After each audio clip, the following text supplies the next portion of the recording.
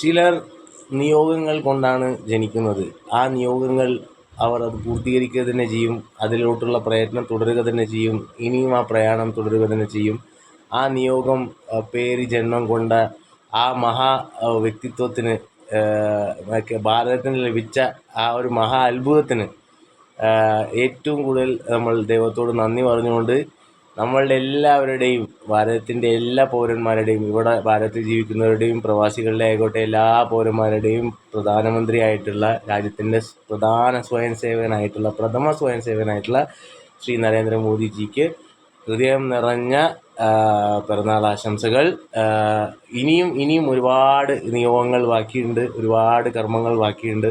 അതൊക്കെ തീർത്ത് ഈ രാജ്യത്തിന് വേണ്ടി, ഈ രാജ്യത്തെ ഏറ്റവും ഉച്ചസ്ഥായിയിൽ എത്തിച്ച് വിശ്വഗുരുവായി, ലോകം ഉറ്റുനോക്കുന്ന ഒരു ശക്തിയായി മാറ്റാനുള്ള ആ ഒരു ചൈത്രയാത്ര തുടങ്ങി വെച്ച ആ മഹാമനുഷ്യന് എല്ലാവിധ പിറന്നാൾ ആശംസകളും.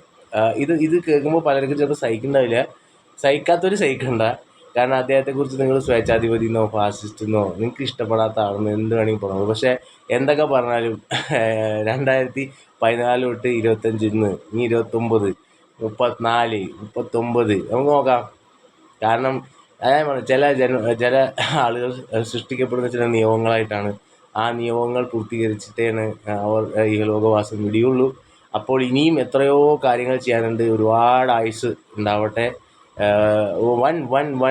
വൻ മാറ്റങ്ങൾക്ക് ഇന്ത്യയിൽ തുടക്കം കുറിച്ച, രാജ്യത്തിൻ്റെ പല കാര്യങ്ങളിലും ലോകത്തെ തന്നെ ആശ്ചര്യം കുറിപ്പിച്ച, ഇന്ന് ലോകശക്തികൾ പോലും കേൾക്കാൻ, അതായത് എന്താണ് ഇന്ത്യയുടെ അഭിപ്രായമെന്ന് കേട്ടിട്ട് നമ്മൾ അടുത്ത സ്റ്റെപ്പ് എടുക്കുള്ളൂ എന്ന് മാത്രം പറയാൻ മാത്രമുള്ള ഒരു ലെവലിലേക്ക് ഇന്ത്യയെ കൊണ്ടെത്തിച്ച, ഇനിയും ഒരുപാട് ഉയരങ്ങൾ കാണാനുണ്ട്. 2047 വികസിത രാജ്യം എന്ന സ്വപ്നം, അതേപോലെ തന്നെ ഏറ്റവും വലിയ സാമ്പത്തിക ശക്തിയാവുന്ന സ്വപ്നം, ഇതെല്ലാം പേര് നടക്കുന്ന ഭാരതത്തിൻ്റെ ഏറ്റവും വലിയ സ്വത്തായ, അഹങ്കാരമായ, ലോകത്തുള്ള എല്ലാ ഭാരതീയരുടെയും അഭിമാനമായ നമ്മുടെ പ്രധാനമന്ത്രി നരേന്ദ്രമോദിജിക്ക് പിറന്നാൾ ആശംസകൾ പറഞ്ഞുകൊണ്ട് നിർത്തുന്നു.